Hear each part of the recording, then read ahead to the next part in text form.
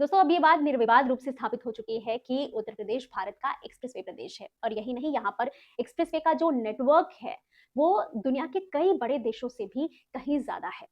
यहाँ पर हर समय इतने सारे एक्सप्रेसवे का कंस्ट्रक्शन हो रहा होता है कि कभी-कभी इनका ट्रैक रख पाना मुश्किल हो जाता है। हर महीने हर एक्सप्रेसवे की ग्राउंड रिपोर्ट देना थोड़ा-सा मुश्किल काम है, इसलिए हमने पिछले महीने से ये सीरीज़ शुरू की है, जिसमें हम एक ही वीडियो में सारे एक्सप्रेसवे की करंट स्टेटस के बारे में आपको जानकारी देते हैं। तो पिछली बार की तरह ही इस बार भी हम लेकर आ चुके हैं ये वीडियो, जिसमें हम अगस्त महीने के जो एक्सप्रेसवे की प्रोग्रेस हुई है, उसके बारे में डिटेल में बातचीत करेंगे। साथ ही 2 और महत्वपूर्ण जानकारियाँ हैं, एक फास्टैग के बारे में और एक वाराणसी-कोलकाता एक्सप्रेसवे के बारे में। तो चलिए शुरू करते हैं अगस्त महीने के एक्सप्रेसवे रिपोर्ट को देखना। नमस्ते, स्वागत है आपका आपके अपने चैनल द यूपी इंडेक्स पर। तो सबसे पहले दोस्तों बात करते हैं ऑपरेशनल एक्सप्रेसवे की। वैसे तो अब तक आप लोग जान ही चुके होंगे कि कितने ऑपरेशनल एक्सप्रेसवे हैं। कई बार हमने इस पर बातचीत की हुई है अलग-अलग तरीके से। बस एक बार वापस से जल्दी-जल्दी से रिकॉल कर लेते हैं कि कौन-कौन से एक्सप्रेसवे हैं जो संचालित हैं। तो देखिए, ये नंबर है टोटल 8। जल्दी से नाम बता देते हैं आपको, फिर अंडर कंस्ट्रक्शन की बात करेंगे। तो Noida greater Noida expressway, Yamuna expressway, Agra Lucknow expressway, Purvanchal expressway, Bundelkhand expressway, Delhi Meerut expressway, eastern peripheral expressway और अभी हाल ही में ओपन किया गया गोरखपुर लिंक एक्सप्रेसवे।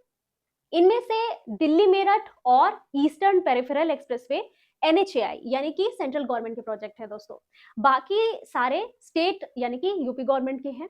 ये बताना इसलिए भी जरूरी है क्योंकि अभी एनएचएआई ने फास्टैग का जो एनुअल पास लॉन्च किया है, जिसमें 3000 के रिचार्ज पर आप 1 साल या 200 टूल बूथ की क्रॉसिंग जो पहले हो निःशुल्क यात्रा कर सकते हैं।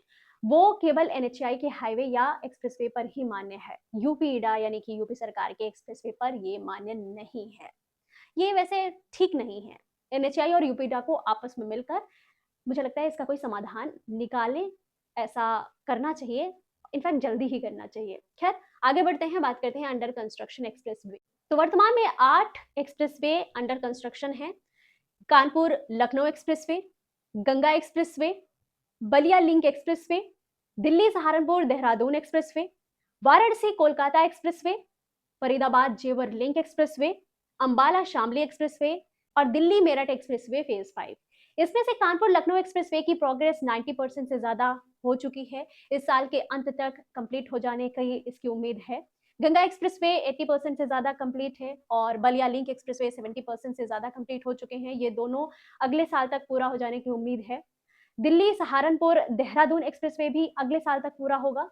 फेज 1, 2 और 4 कंप्लीट हो चुके हैं, फेज 3 अभी बाकी है। इसके अलावा 3 और एक्सप्रेसवे फरीदाबाद जेवर लिंक, अंबाला शामली और दिल्ली मेरठ एक्सप्रेसवे फेज 5 भी अगले साल तक पूरा होने की उम्मीद है। अच्छा, इसी बीच वाराणसी कोलकाता एक्सप्रेसवे को लेकर एक बड़ी खबर आई है, जिसमें पिछले दिनों संसद सत्र में सरकार ने इसकी प्रोग्रेस के बारे में जवाब दिया था।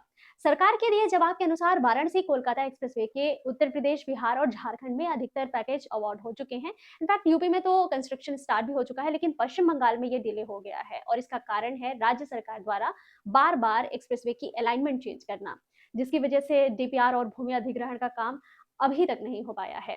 तो फिलहाल ऐसा लगता है कि वाराणसी कोलकाता एक्सप्रेसवे का जो कंस्ट्रक्शन है वो वाराणसी से रांची तक ही फिलहाल होगा। रांची से आगे कोलकाता सेक्शन के बारे में अभी फिलहाल तो कुछ कहा नहीं जा सकता है कि कब शुरू होगा।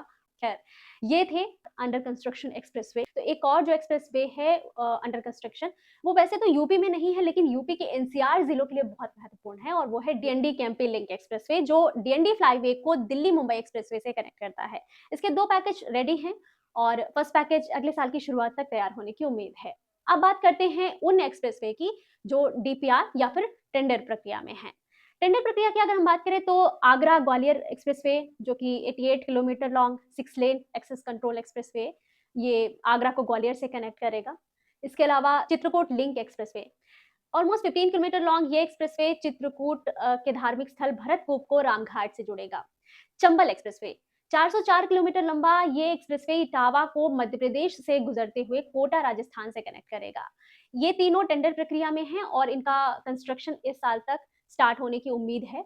इसके अलावा जो डीपीआर स्टेज में है उनकी बात करते हैं तो इनमें विंध्य एक्सप्रेसवे, जो कि 320 किलोमीटर लॉन्ग है, ये प्रयागराज से शुरू होकर मिर्जापुर, वाराणसी, चंदौली से होते हुए सोनभद्र को कनेक्ट करेगा। ये एक्सप्रेसवे आगे छत्तीसगढ़ और झारखंड को भी जोड़ेगा दोस्तों। ये प्रयागराज में गंगा एक्सप्रेसवे से शुरू होकर सोनभद्र में NH-39 पर समाप्त होगा। Next one is Vindhya Purvanchal link expressway. ये 100 किलोमीटर का स्ट्रेच है। विंध्य एक्सप्रेसवे पर चंदौली को गाजीपुर से जोड़ेगी। झांसी लिंक एक्सप्रेसवे, इसके माध्यम से झांसी शहर को बुंदेलखंड एक्सप्रेसवे से सीधी कनेक्टिविटी मिलेगी। ये 115 किलोमीटर लॉन्ग होगा। Lucknow link expressway 50 kilometre long, ये 6 लेन ग्रीनफील्ड एक्सप्रेसवे जो कि आगरा लखनऊ एक्सप्रेसवे और पूर्वांचल एक्सप्रेसवे को लखनऊ में आपस में कनेक्ट करेगा। कानपुर भोपाल एक्सप्रेसवे, ये कानपुर के नौबस्ता से शुरू होकर विदिशा होते हुए भोपाल तक जाएगा। शामली गोरखपुर एक्सप्रेसवे, शामली से गोरखपुर को कनेक्ट करने वाला ये कॉरिडोर 650 किलोमीटर लंबा होगा। गोरखपुर सिलीगुड़ी एक्सप्रेसवे 520 किलोमीटर लंबे इस एक्सप्रेसवे का उद्देश्य उत्तर प्रदेश के गोरखपुर को पश्चिम बंगाल के सिलीगुड़ी से जोड़ना है, जिससे पूर्वोत्तर के लिए एक तेज और सीधा मार्ग उपलब्ध हो सके। जेवर Ganga link expressway 74.3 kilometre long इस एक्सप्रेसवे का निर्माण किया जा रहा है नोएडा इंटरनेशनल एयरपोर्ट को गंगा एक्सप्रेसवे से कनेक्ट करने के लिए। Farrukhabad link expressway 92 kilometre long इस एक्सप्रेसवे को इटावा के पास से आगरा लखनऊ एक्सप्रेसवे को हरदोई के पास गंगा एक्सप्रेसवे से जोड़ेगा, जिससे बुंदेलखंड, शाहजहांपुर और इसी तरह से अन्य जिलों में बेहतर कनेक्टिविटी मिल सके, यहाँ की कनेक्टिविटी इनहैंस हो सके। चित्रकूट रेवा लिंक एक्सप्रेसवे लगभग 15.2 किलोमीटर का ये स्ट्रेच रीवा को बुंदेलखंड एक्सप्रेसवे से कनेक्ट करेगा। एंड इसके अलावा Haridwar link expressway 110 kilometre long इस लिंक एक्सप्रेसवे के रूप में गंगा एक्सप्रेसवे को मेरठ से हरिद्वार तक विस्तार दिया जा रहा है। तो ये DPR स्टेज में है। इनके अलावा कुछ एक्सप्रेसवे ऐसे हैं जिनके बारे में समय समय पर खबरों में, मीडिया में आता रहता है, लेकिन धरातल पर अभी ऐसा कोई खास अपडेट नहीं है। जैसे कि नोएडा कानपुर एक्सप्रेसवे, गोमती एक्सप्रेसवे, इनके बारे में जब भी कोई सही जानकारी मिलती है तो हम आपको जरूर बताएंगे। तो ये थी यूपी के एक्सप्रेसवे नेटवर्क की अगस्त महीने की अपडेट। वीडियो पसंद आई तो लाइक कीजिएगा और यूपी के ग्रोथ, डेवलपमेंट, इंफ्रास्ट्रक्चर से रिलेटेड ऐसे ही वीडियोस और ग्राउंड रिपोर्ट्स को देखने के लिए आप चैनल को सब्सक्राइब कर लीजिए। फिलहाल आप रखो अपना ख्याल and stay connected with the UP index and stay updated. नमस्ते, जय हिंद।